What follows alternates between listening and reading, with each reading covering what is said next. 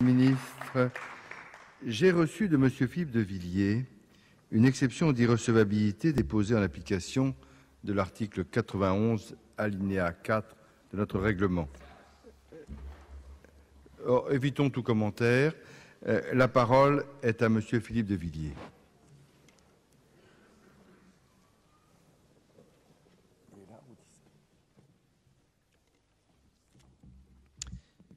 Monsieur le Président, Monsieur le Ministre, Madame le Ministre, si j'en juge par le dernier Eurobaromètre, c'est un honneur pour moi de me trouver à cette tribune dans la situation de représenter la France silencieuse, une France majoritaire aujourd'hui, sur des questions qui touchent l'avenir de l'Europe. J'ai préparé, conformément à notre règlement, 3 interventions. La première, au nom de tous les Français frustrés d'un grand débat et d'un référendum sur l'Europe. La deuxième, au nom de tous les Français qui ne veulent pas de l'élargissement à la Turquie, évoqué à l'instant par Monsieur le ministre des Affaires étrangères. Et le troisième, au nom de tous les Français qui ne veulent pas d'une constitution fédérale. Je remercie Monsieur le Président d'avoir veillé à une application loyale du règlement. Je lui en suis reconnaissant. J'aurais pu parler une 4e fois au nom de beaucoup de parlementaires qui sont ici ou qui ne sont pas ici et qui se taisent, mais qui n'en pensent pas moins. 15 ans de salle d'attente. Il aura fallu 15 ans de salle d'attente pour que ces pays de l'Europe centrale et orientale, de l'Europe post-pénitentiaire, et qui ont payé pendant 45 ans de leur sang et de leur silence notre tranquillité, réintègrent l'Europe. L'actualité européenne enchaîne aujourd'hui 2 questions. La première, celle de l'élargissement de l'Europe. La seconde, celle de la constitution de l'Europe. Or, ce sont 2 questions siamoises, évoquées d'ailleurs par tous les orateurs précédents, qui touchent au cœur même de la construction européenne. Où sont les murs de demain et quelle sera la nouvelle architecture? Or, il me paraît prématuré de répondre à la première question qui porte sur l'étendue de la construction, le nombre des pièces, sans connaître les implications de la seconde qui porte sur l'architecture et les fondations. C'est une curiosité bruxelloise et giscardienne que de construire les pièces avant d'arrêter le dessin architectural. C'est la raison pour laquelle je propose de déclarer irrecevable la question des contours tant qu'on n'aura pas eu connaissance du parti pris architectural et tant qu'il n'aura pas été soumis au peuple français. Car l'Europe élargie ne sera pas du tout la même, Monsieur le Ministre, pas du tout la même avec la Turquie et sous l'empire d'une constitution fédérale, quoi qu'on puisse penser par ailleurs. Je voudrais ici faire écho au sentiment de grande frustration des Français. privés de parole sur l'Europe. J'ajoute privés de France, privés de destin tramé dans l'étoffe des rêves, de la poésie du temps, et privés et choqués par l'absence de débat. Absence de débat dans le pays. Il y a un débat sur l'école, il n'y a pas de débat sur l'Europe. Absence de débat contradictoire, entendons-nous bien. Absence de débat, ça veut dire absence d'abord d'explication. Explication dans la vérité. De plus en plus de questions, de moins en moins de réponses. De plus en plus de doutes, de moins en moins d'éclaircissements. De plus en plus d'interrogations insistantes, de moins en moins d'ardeurs argumentées. De plus en plus de matière à controverse, de moins en moins de confrontations. La peur du référendum tient toute dans ce chassé-croisé entre un malaise grandissant et un débat évanescent. L'enterrement des nations est prévu dans l'intimité entre oligarques. Absence d'explication. Absence d'explication sur le problème numéro 1 de l'Union européenne aujourd'hui. Comment pouvoir sortir des deux dilemmes, j'allais dire mortels, où elle s'est elle-même enfermée. Premier dilemme, le dilemme qui porte sur la démocratie. Plus on transfère de pouvoir à l'Europe, plus on mutile la démocratie et plus les gens décrochent. Le dilemme qui porte sur l'élargissement.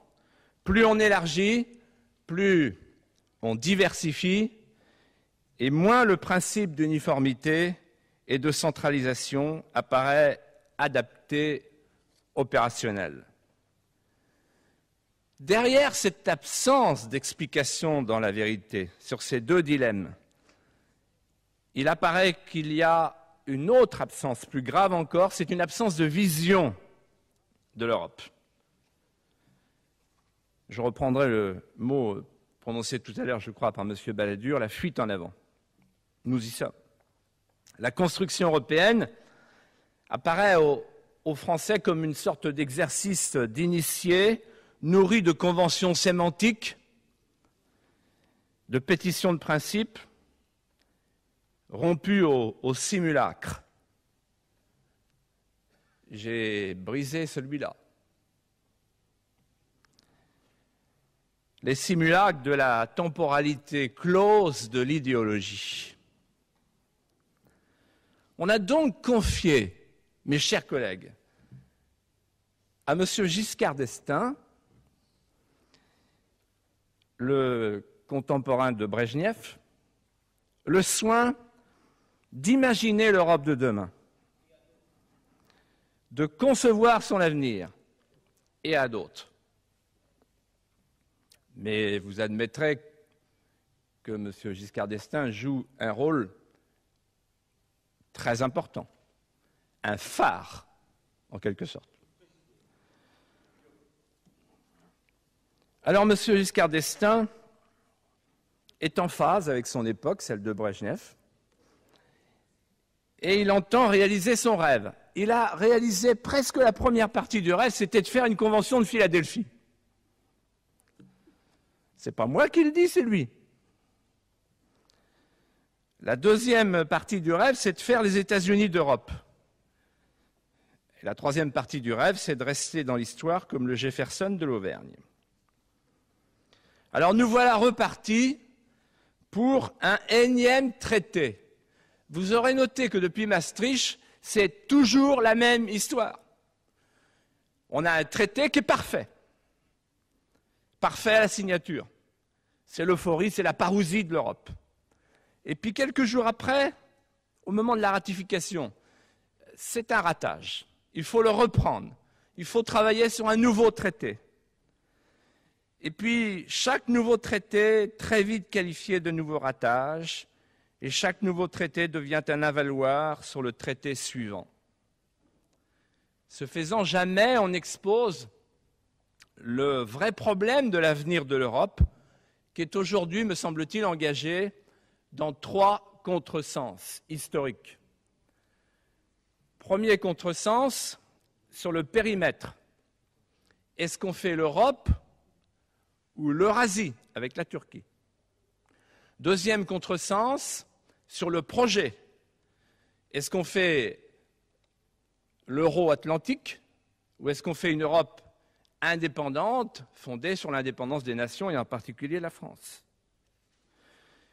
Troisième contresens, sur l'architecture. Est-ce qu'on continue avec l'Europe des eurocrates ou est-ce qu'on fait enfin l'Europe des peuples? Au lieu d'examiner ces contresens et d'y répondre, nous nous trouvons devant une sorte d'impératif catégorique: se tenir à l'abri des regards indiscrets du peuple qui ne comprend plus.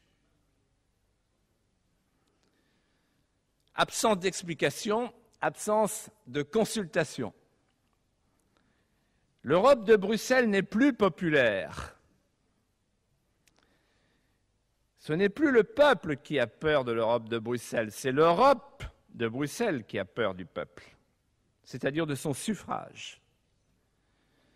Elle avance, cette Europe de Bruxelles, selon des principes prudentiels, selon la bonne vieille technique de l'empilement, pour rendre les choses inextricables et empêtrer les Gullivers du commentaire. 3 principes prudentiels: continuer comme avant.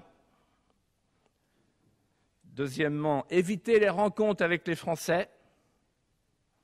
Et troisième principe, empêcher que le grondement ne s'exprime dans les urnes. Alors ça donne quoi concrètement?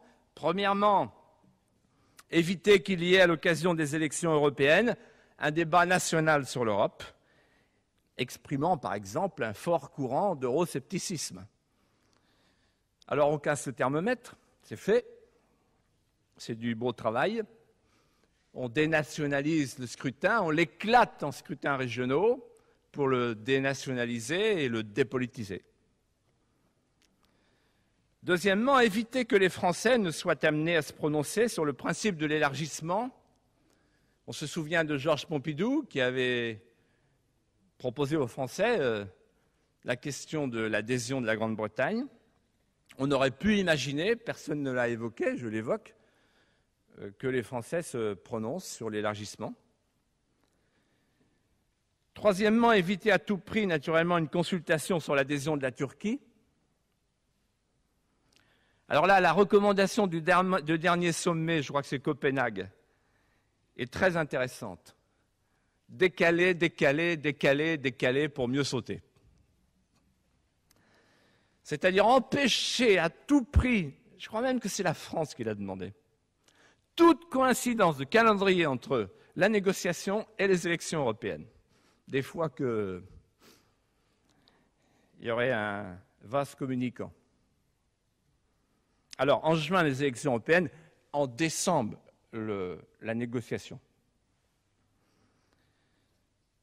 Éviter, quatrièmement, à tout prix un référendum sur la Constitution. Mes chers collègues, vous le savez très bien, il n'y aura pas de référendum sur la Constitution. Mais au fait, puisqu'on est au Parlement, je me suis posé une question en préparant ce propos. On n'aurait pas pu envisager que le Parlement français soit saisi, consulté sur le projet de texte constitutionnel, puisqu'en fait, ces représentants méritants, talentueux, n'ont jamais reçu de mandat explicite les enjoignant de rédiger non pas un simple traité, mais une constitution. Quant au peuple, il ne sera consulté qu'à une seule condition, que le vote soit acquis. Et là, les questions qui se posent, vous les connaissez, elles traînent tous les jours dans la presse. Est-ce que les moyens de propagande suffiront ? Et est-ce que l'accord entre l'UMP et le PS sera plus heureux que pour la Corse? Pas sûr. Donc, nous sommes dans l'expectative. Il n'y aura pas de référendum, mais après tout, les élections européennes tiendront lieu d'élections référendaires.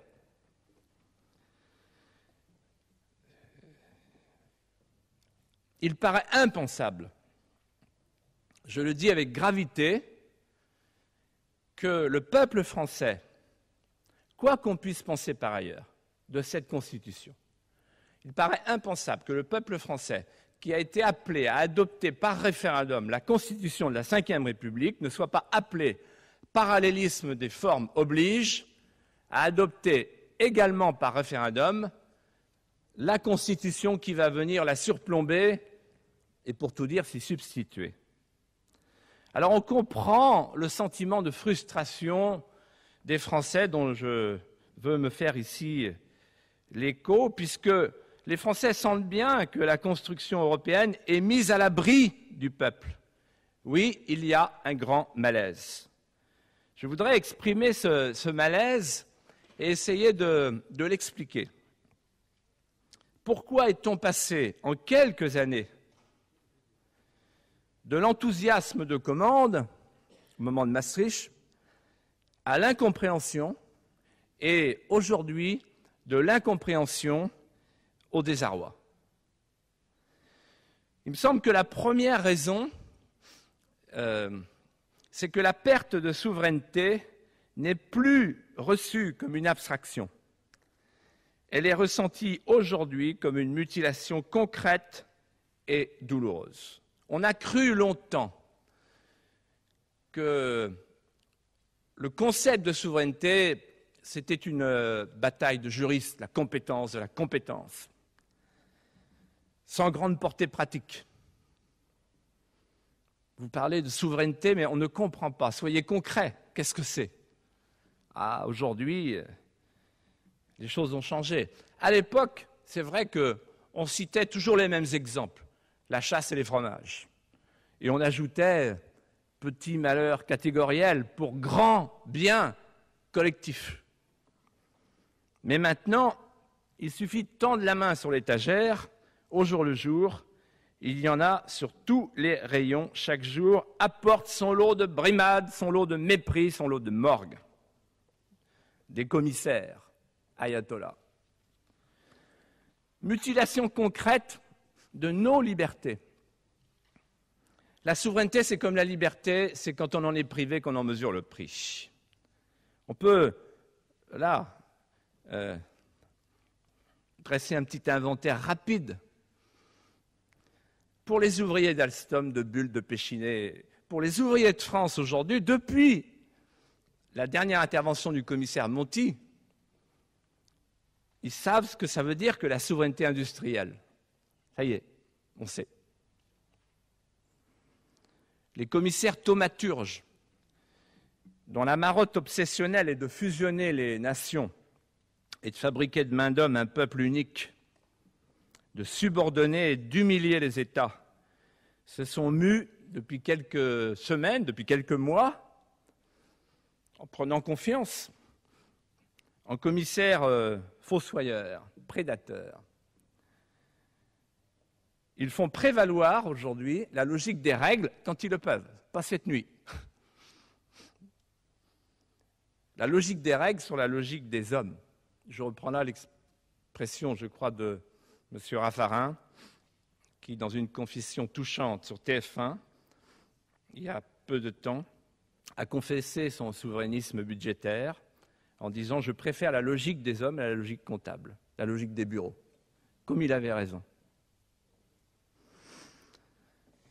La souveraineté culturelle.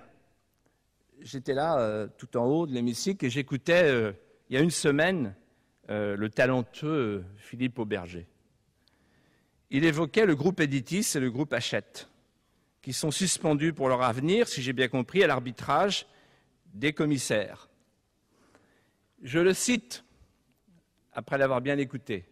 Le groupe Editis devait être racheté au printemps dernier par le groupe Hachette, mais l'opération a été soumise à la Commission européenne qui a publié il y a une dizaine de jours un mémorandum relevant 12 objections sérieuses à cette fusion.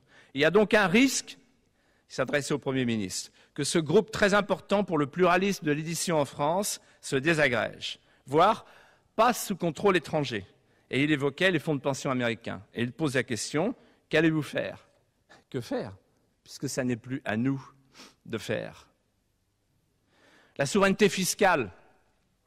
Tous les restaurateurs de France savent ce que ça veut dire, la souveraineté fiscale avec la TVA pour les restaurateurs, une promesse du président de la République qui n'a pas pu être tenue. La souveraineté budgétaire.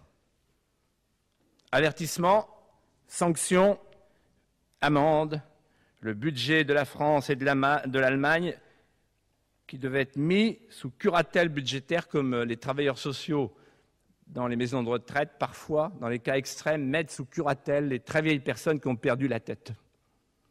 Ça a failli nous arriver cette nuit. Et puis l'Allemagne et la France se sont rebellées. La bureaucratie bruxelloise veut imposer des règles absurdes. Elles sont inapplicables. Aujourd'hui, la France et l'Allemagne font sauter la banque. Un mort, le pacte de stabilité. La souveraineté alimentaire. On a parlé récemment dans le Nouvel Observateur du souverainisme alimentaire. La Commission propose d'autoriser les OGM. Le Conseil freine. Il résiste. Pour combien de temps? Pour combien de temps encore pourra-t-on préserver nos assiettes de ce que les Anglais appellent la nourriture Frankenstein? Est-ce que la règle à Bruxelles, c'est que ce soit toujours les mêmes qui gagnent, c'est-à-dire les grands semenciers, les multinationales agrochimiques du Gaucho, du Régent, etc. Le souverainisme se décline de 1000 manières. Je suis souverainiste, cela veut dire, Monsieur le ministre, je n'accepte pas d'être livré aux forces du monde qui viennent briser un à un mes attachements vitaux. Je n'accepte pas que ce soit les forces du monde qui me disent ce que je dois manger, ce que je dois penser, ce que je dois dire. La souveraineté agricole. La France a cédé à Luxembourg. Le ministre Guémard en a été mari. C'était en juin 2003. Pourquoi elle a cédé? Parce qu'elle ne pouvait pas ne pas céder puisque la France a perdu son droit de veto, tout simplement. Et que quand vous n'avez plus votre droit de veto pour protéger vos intérêts vitaux, vous n'avez plus que des banderoles pour manifester et vos yeux pour pleurer. L'Europe a capitulé devant l'Amérique avant le sommet de Cancun en acceptant de démanteler par avance la politique agricole commune. C'est d'ailleurs un chassé-croisé inattendu que je soumets à la réflexion de Mme Lenoir. Car ce sont les souverainistes qui auront été les derniers défenseurs de la préférence communautaire, c'est-à-dire du marché commun agricole, alors que ce sont les eurofédéralistes qui l'auront livré aux lois erratiques d'un marché mondial dominé par l'Empire américain. La commission de plan Fischer en plan Fischer, d'affaiblissement de la pêche en marginalisation de notre agriculture, défait consciencieusement les politiques communes qui ont fondé l'Europe. Le marché commun agricole incarnait une volonté stratégique, la souveraineté alimentaire de l'Europe. La France s'est éteinte, elle ne pouvait pas faire autrement, pas de veto, et l'Europe s'est exécutée. Or, le découplage entre le revenu et le travail, M. Charette sait très bien cela puisqu'il rencontre tous les jours des agriculteurs dans un département voisin, comme M. Hérault dans un département voisin. Qu'est-ce que disent les agriculteurs?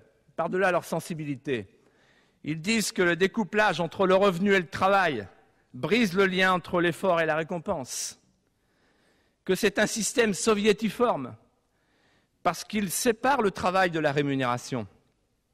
C'est un système humiliant pour les travailleurs de la terre comme pour les travailleurs de la mer. Alors, merci, messieurs les commissaires.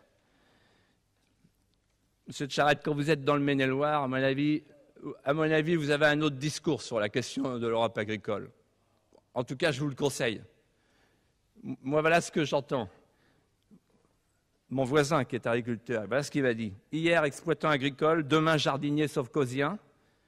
Hier, pêcheur de poissons, aujourd'hui, pêcheur de fioul.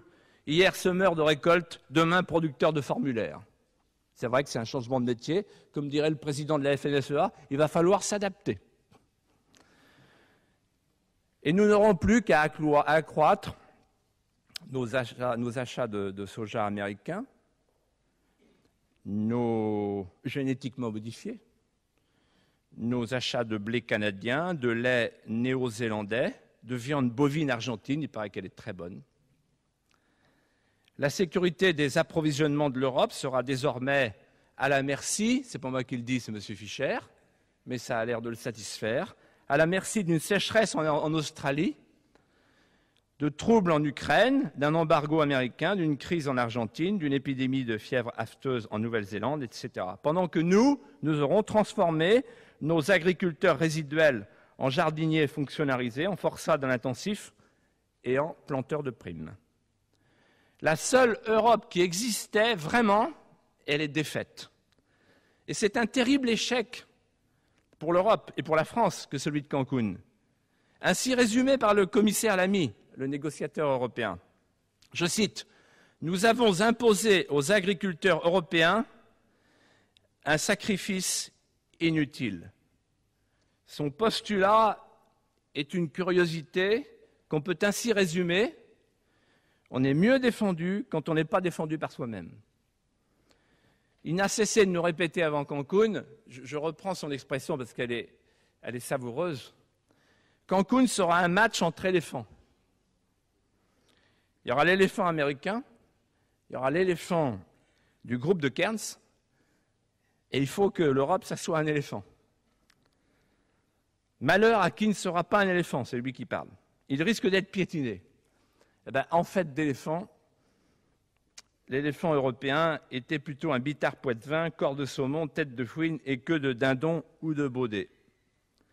Car l'improbable synthèse de positions totalement divergentes entre adversaires et partisans de la PAC a fait qu'on a fait un sacrifice en Europe pour rien. Depuis 1992, depuis Maastricht, date à laquelle l'Europe et le monde sont entrés dans la logique libre-échangiste, mortelle, la logique du mondialisme sauvage, dont l'Europe ne se fait pas un écran, mais un relais. Le bilan est celui-ci.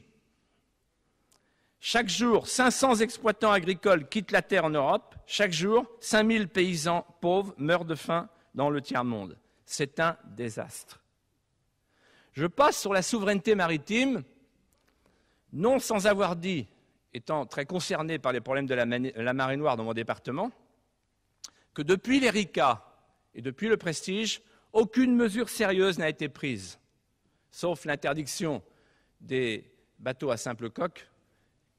C'est normal, ça ne se fabrique plus. Donc l'Europe prend des décisions sur le vide. Mais pour le reste, aucune. Sur la co-responsabilité affréteur-armateur, aucune. Sur l'interdiction des pavillons de complaisance, aucune. Et pourtant, il y a eu une décision importante de prise. Une.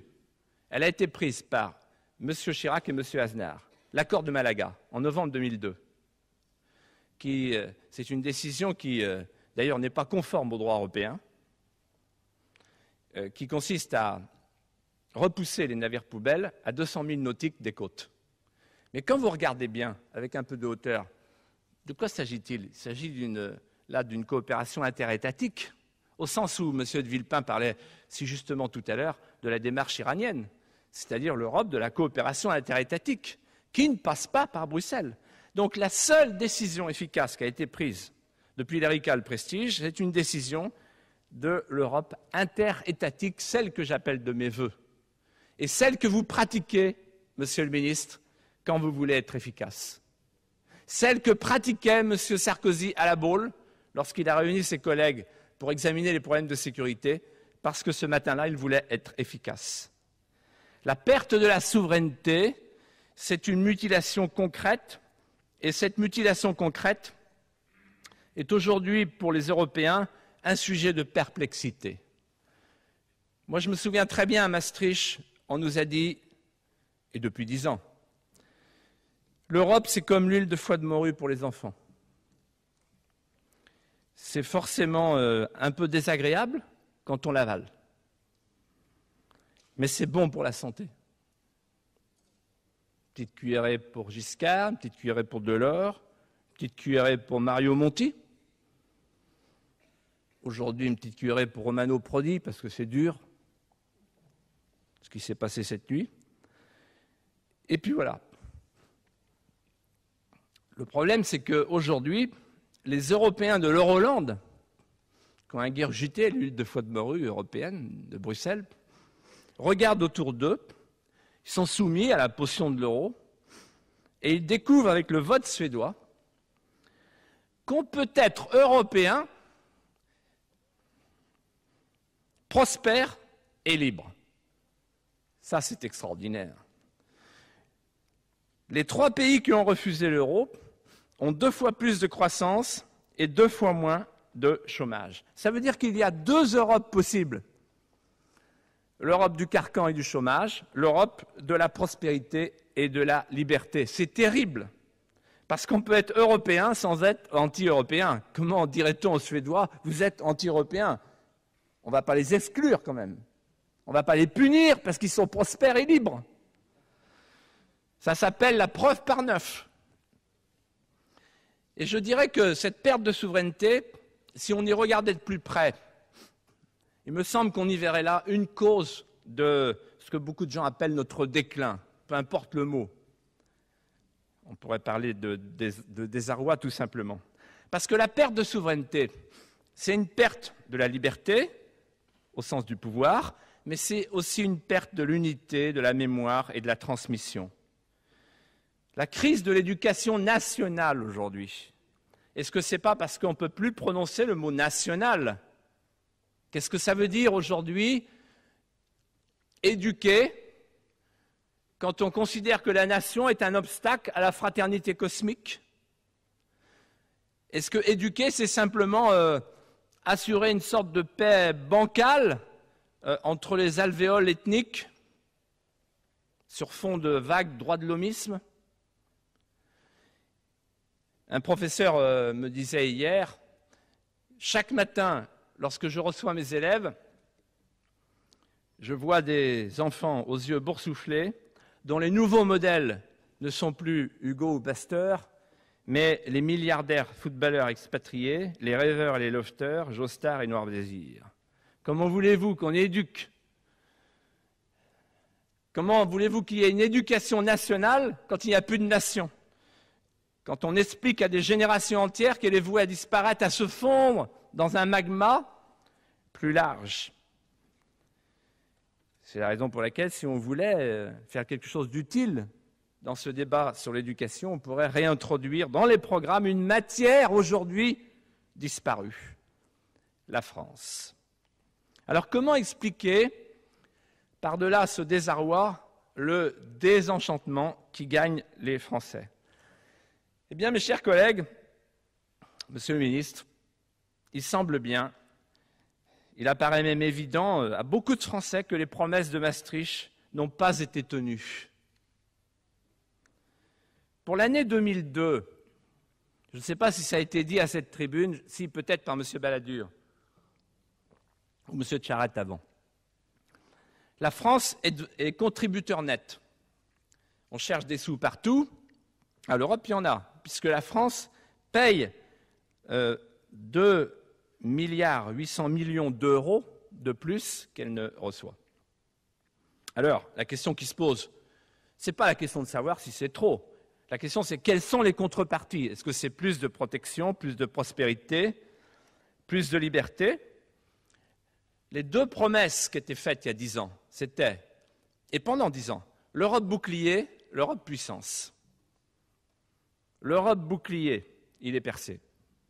C'est une écumoire. Le bouclier commercial. En fait, de bouclier commercial, l'Europe ne brandit pour se protéger qu'une éponge de fortune dont elle inonde d'une main lasse son sillage de retraite. On peut même se demander parfois si ce bouclier spongieux n'est pas de fabrication américaine, lorsqu'on voit, par exemple, c'est passé inaperçu, les infiltrations de la Round Table, le plus puissant système d'influence de la planète, dans le dispositif bruxellois, avec cette fameuse note du 16 mai 2003, qui enjoignait aux Européens de passer à la majorité pour le choix des normes audiovisuelles. Cette note a été co-rédigée avec des hauts fonctionnaires de Bruxelles. L'Union européenne aujourd'hui a le tarif extérieur commun le moins élevé du monde. Il n'y a pas de politique industrielle de l'Europe. Elle freine et elle bloque les alliances européennes qui permettraient de résister. Et les deux exemples les plus récents, et pour moi les plus forts, de cette grande aliénation européenne, concernent les standards du langage comptable et les standards du système d'information. Il aurait pu y avoir, il aurait dû y avoir, et il n'y aura pas de plan comptable européen de l'entreprise. Il aurait pu y avoir un Internet européen. Dans les deux cas, au moment décisif, la construction européenne s'est offerte, tête cendrée, mains ouvertes, aux grands protecteurs de Washington. Et l'Union européenne basculera en 2005 dans le système IFRS. Elle n'a rien fait pour contrecarrer l'ICANN, le centre de commandement mondial sous clé américaine, rien fait pour installer une Europe des serveurs racines. L'Union européenne n'est pas un bouclier contre la mondialisation sauvage. Au contraire, elle en est un relais, une planche d'appel. Tous les jours, l'activité s'en va. Quitte l'Europe. 6 photocopieuses sur 10 partent en Chine, 6 logiciels sur 10 partent en Inde. C'est M. Arthuis qui le dit dans un rapport récent et un article de Futurible. Il n'est pas que je sache contre l'Europe. L'Europe est offerte à tous les vents. Elle flotte comme un courant d'air entre les océans. Et regardez l'Amérique en face, sur l'acier, sur le textile. Pas de quartier. Pour l'Amérique, le libre-échange est un article d'exportation. C'est bon pour l'Europe. Et pour l'Amérique, le protectionnisme n'est pas un gros mot. Le jour où l'Europe se fera vraiment, elle s'appuiera sur 2 piliers. Un qu'elle a détruit, l'organisation de zones de préférence régionale. Et un autre pilier qu'elle est en train de détruire, l'acceptation de protection, au sens américain, de protection nationale, de biens stratégiques. Bien stratégiques, l'agriculture.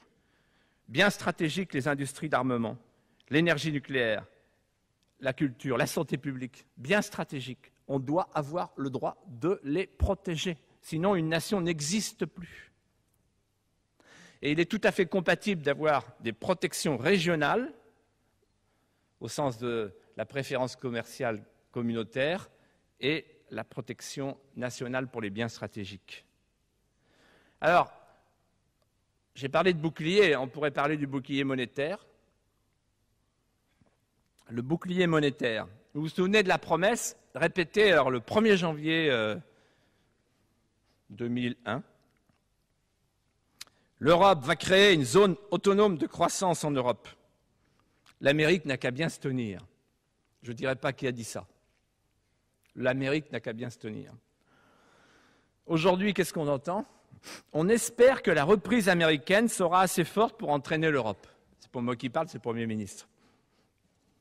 Comme on dit en rugby, la mêlée est tournée. On attend de l'Amérique qu'elle nous aide. Il n'y a pas plus d'autonomie qu'il n'y a de croissance. Les 3 caractéristiques de l'euro, ce n'est pas moi qui parle, c'est M. Eric et Israël Lévik dans les Échos. Trop compliqué, il freine la consommation. Trop fort, il freine l'exportation. Trop cher, il freine l'investissement. Si on prend un tout petit peu de hauteur, l'Europe fonctionne selon un principe inverse des pays prospères. C'est-à-dire des pays dans lesquels la Banque centrale, dépendante du politique malgré tout, favorise l'entrepreneur plutôt que le rentier. Les pays prospères à forte croissance, aujourd'hui ou hier, ils ont 2 choses que nous n'avons pas. Ils ont des gouvernements indépendants et une banque centrale dépendante. L'Euroland, le contraire. Une banque centrale indépendante, les banquiers ayatollahs, et des gouvernements dépendants, enchaînés à la banque centrale par le fameux pacte de stabilité qu'on ferait mieux d'appeler le pacte de déflation. C'est-à-dire que les pays européens ont perdu aujourd'hui la maîtrise des deux moyens de dominer les fluctuations de leurs économies, la politique budgétaire et la politique monétaire. L'euro est une camisole. Et d'ailleurs, c'est si vrai qu'il a bien fallu une épreuve de force cette nuit pour assouplir le pacte de stabilité. Ceux-là même qui, à cette tribune, ne juraient que par le pacte de stabilité, nous ont expliqué « ben oui, mais il faut l'assouplir. Il était trop rigide. » Le bouclier contre l'immigration. Depuis Maastricht, depuis Schengen, est-ce que nos problèmes d'immigration s'évanouissent, se résolvent, s'aggravent? Ils s'aggravent. Avec un changement d'échelle et un changement de nature, puisque nous sommes passés d'une migration de peuplement à une migration de refus. Face à ces deux phénomènes, explosion de l'immigration, implosion de la démographie, l'Union européenne élargit la béance. Qui sait en France, aujourd'hui, qui sait que le 1er mai 2004, les États membres transfèrent à Bruxelles leur politique d'immigration? Je comprends pourquoi M. Sarkozy, récemment, dans une grande émission, a expliqué qu'après avril 2004, il ne savait pas trop ce qu'il ferait. Puisqu'en mai 2004, de toute façon, il n'y a plus aucune politique possible d'immigration. Elle passe entre les mains de Bruxelles. Le droit de veto des États sera alors supprimé, ce qui veut dire que dans le domaine de l'immigration, nous basculerons dans l'État fédéral. L'Europe devait nous protéger, elle nous a désarmés. En 10 ans, s'est installé le communautarisme, par coïncidence, en pleine poussée avec l'émergence d'une politique européenne unique, une frontière unique. Il ne restera plus qu'à attendre l'entrée de la Turquie pour compléter le dispositif et pour préparer une situation imprévisible, une situation de chaos. En préparant cette intervention, Monsieur le ministre, j'ai eu connaissance d'un rapport non publié, non rendu public, un rapport du 14 novembre 2003 du groupe de travail Évaluation collective. Ce rapport est consternant. Je souhaite qu'il soit transmis à tous les parlementaires français. Il révèle l'état incroyable d'impréparation des 10 nouveaux États membres au système de Schengen. La première partie est consacrée à la gestion des frontières. C'est une situation gravement lacunaire. Le constat est terrible. Et il est d'autant plus terrible si on réfléchit au fait que bientôt, la frontière des pays de l'Europe centrale et orientale sera notre frontière extérieure par simple application de la Convention de Schengen. On y trouve des choses stupéfiantes, par exemple sur les visas. Je ne veux pas les lire, je vous fais grâce de toute cette partie technique. Mais enfin, le constat est affolant pour toutes les politiques d'immigration. Le rapport parle en termes soigneusement édulcorés, calculés pour ne froisser personne, et on y trouve des phrases comme celle-ci. Jusqu'à l'adhésion, il est impératif de placer ces pays sous surveillance permanente, en anglais « continuous monitoring », surveillance permanente, en ce qui concerne leur capacité à contrôler et à combattre l'immigration illégale et le travail clandestin. Même s'ils ont adopté une législation conforme aux directives européennes, leur capacité d'action, leur efficacité concrète dans ce domaine est parfois et souvent lacunaire, etc. La France connaît aujourd'hui une grave crise de l'immigration. Le nombre des demandeurs d'asile est passé de 20 000 en 1999 à plus de 80 000 en 2002. Et à nouveau plus de 80 000 en 2003, alors qu'il baisse partout ailleurs, notamment en Grande-Bretagne et en Allemagne. Un rapport de novembre 2002 qui a été remis en main propre à M. Sarkozy et que M. Sarkozy n'a pas voulu publier parce qu'il est effrayant. Le rapport Escoffier évalue le nombre de migrants clandestins annuels à 200 000 personnes. Ces migrants clandestins s'ajoutent aux 200 000 migrants réguliers que la France accueille chaque année, par exemple au titre du regroupement familial. 207 000 exactement en 2002, pour être précis, selon, je cite, le rapport au Parlement sur les titres de séjour du ministère de l'Intérieur. La logique de Schengen est en partie responsable de cet afflux massif de migrants en situation irrégulière. En supprimant progressivement, entre 1995 et 2000, ces contrôles aux frontières nationales, en l'absence de toute frontière extérieure crédible, les gouvernements français ont favorisé un appel d'air considérable sur le territoire français. Avec l'élargissement, cette situation ne peut qu'empirer dans des proportions qu'il est impossible aujourd'hui d'évaluer. La France n'a plus de frontières nationales. Elle dépend pour sa sécurité migratoire d'une frontière extérieure européenne, aujourd'hui largement défaillante, et demain, après l'élargissement, totalement perméable. J'aborderai cette nuit les autres sujets concernant la sécurité, notamment la question qui concerne la police et la lutte contre la criminalité. Je dirais simplement que l'augmentation de la prostitution en France s'explique déjà à 80% par les trafics de personnes humaines en provenance de l'Europe de l'Est. Les pays d'Europe orientale sont aussi des plaques tournantes du trafic de drogue, particulièrement d'héroïne en provenance d'Asie centrale. Mais j'ai parlé d'Europe bouclier, premier slogan de la dernière décennie eurofédéraliste. Je ne veux pas oublier de parler de l'Europe puissance, juste pour dire, ou plutôt pour rappeler ce qu'on nous a dit à l'époque. On nous a dit ceci: vous les Européens, et surtout vous les Français, acceptez d'amputer votre souveraineté, elle vous sera rendue au centuple par Bruxelles. C'est comme si on disait à un athlète: amputez-vous de vos 2 jambes, offrez-les à la science, alors vous courrez plus vite. 10 ans après, que trouve-t-on? Une addition de souveraineté mutilée qui ne produit pas plus de puissance qu'une addition de cul-de-jatte ne produit de vélocité. Aujourd'hui, l'Europe n'est pas, mais alors pas du tout, une puissance de contrepoids. C'est une puissance additionnelle et supplétive. Et c'est l'honneur de M. de Villepin de le savoir et de l'avoir éprouvé au moment de la crise irakienne, avec talent et avec courage. Donc je ne pense pas que sur ce point-là, au moins, il réplique d'une manière contradictoire. Alors pourquoi, au fond, cette Europe soumise est-elle à ce point continentale et atlantique?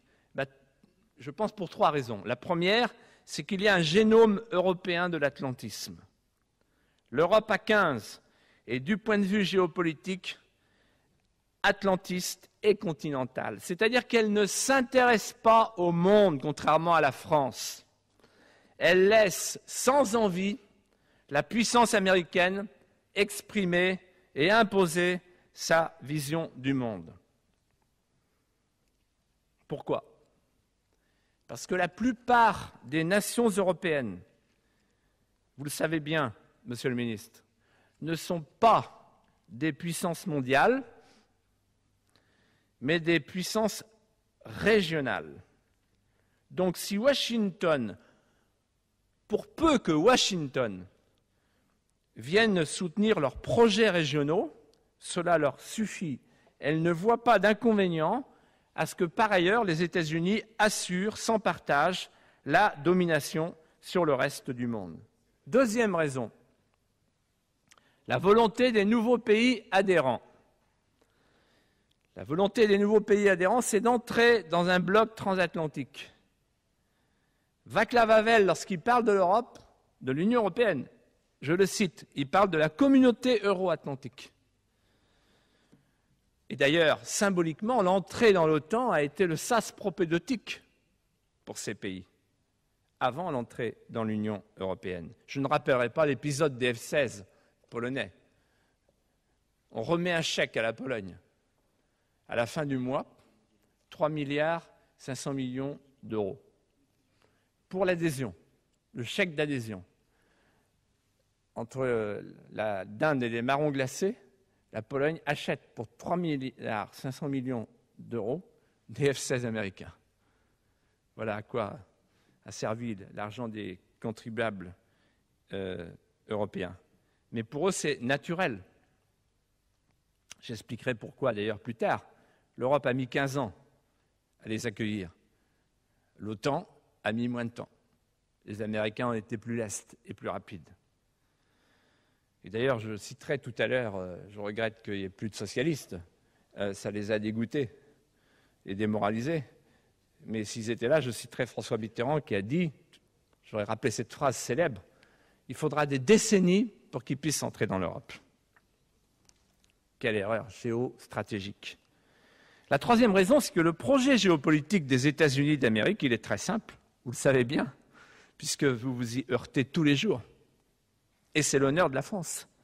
Un bloc transatlantique contrôlé par Washington et abrité par un dôme protecteur, l'OTAN. Chacun, en fait, entend à sa manière le slogan « L'union fait la force ». Pour les Européens, ça veut dire une addition de puissance. Pour les Américains, une addition d'impuissance. On parle de la future défense européenne. Elle sera fondée sur le fameux concept d'interopérabilité, c'est-à-dire qu'il faut que les matériels militaires soient OTANO-compatibles. Elle reposera en fait sur deux principes qu'on pourrait ainsi résumer. Uniforme européen, armurerie américaine. Les États-Unis d'Europe, ce sera les États-Unis en Europe. Il n'y a que la France qui pense l'Europe en termes d'Europe puissance. Parce qu'il n'y a que la France qui se conçoit comme une puissance mondiale et pas seulement comme une puissance continentale et atlantique. Bien sûr, il y a l'Angleterre, mais l'Angleterre, M. Blair est venu le dire sur France 2 hier en français, l'Angleterre ne choisira jamais entre l'Europe et le grand large. Elle choisit les deux. C'est le général de Gaulle qui parlait de cheval de Troie. Nous y sommes. Il n'y a que la France qui pense à l'Europe puissance. La troisième raison du malaise que je voudrais maintenant exposer, c'est que le seul mode de correction de la construction européenne, qui pourrait être au fond de faire respirer les États, de sanctionner l'expérience. Par exemple, l'expérience d'un pays tout seul qui tient tête à l'Empire au moment de l'Irak, c'est la France. Ce qui lui vaut un prestige décuplé dans toutes les nations du monde, et spécialement les petites nations, les nations pauvres, les nations démunies. On pourrait donc tenir compte de l'expérience. Eh bien non, au contraire, c'est la fuite en avant. La fuite en avant, pour reprendre le mot de M. Balladur. Merci, M. Balladur, d'être venu ainsi à mon secours.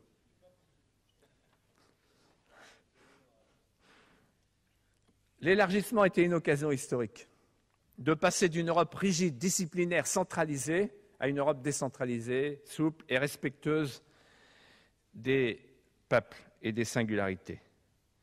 Et quelle est la réponse? Un peu plus de supranational, un peu plus de rigidité, un peu plus de verrouillage. C'est-à-dire que tout le monde constate aujourd'hui, ah oui, c'est vrai, le pouvoir, il est lointain. Qu'est-ce qu'on fait? On l'éloigne. Et tout le monde constate, le pouvoir européen, il est peu contrôlé. D'ailleurs, un pouvoir lointain, il est peu contrôlable et il est corruptible. Il y a une bande de francs-filous et de faux facturiers là-bas. Il faudra aller faire un tour. Confère l'affaire Eurostat et tout ce qui traîne et tout ce qui est couvert et qu'on découvrira un jour. Quand vous ne contrôlez pas, c'est la nature humaine. Alors, il n'est pas contrôlé. Qu'est-ce qu'on fait? On va le contrôler encore moins. On va le rendre alors définitivement incontrôlable. En faisant de Bruxelles, je cite un grand professeur de droit, l'attributaire exclusif des pouvoirs jusqu'ici détenus par les États. Et j'en arrive à mon exception d'irrecevabilité, ma première intervention.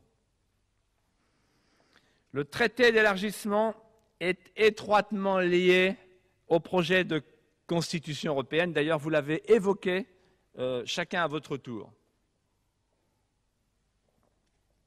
Or, ce projet de Constitution apparaît d'ores et déjà absolument contraire, quoi qu'on puisse penser par ailleurs, à la Constitution française. Et je prends le pari ici, à cette tribune, que personne n'osera apporter au Conseil constitutionnel le traité lorsqu'il sera signé. Ce qui sera un coup de force dans le coup d'État. Il est évident que la Constitution européenne vise à mettre en place un super-État supranational. On peut être pour, on peut être contre, mais les mots ont un sens. Il faut cesser de dire que le mot Constitution aurait pour l'Europe un autre sens que celui qu'il a pour les nations. Qui dit Constitution dit État. Seuls les États ont une Constitution, tous les États ont une Constitution, même quand elle est coutumière. La Constitution, c'est la règle suprême qu'un peuple souverain se donne pour conférer un statut à son État.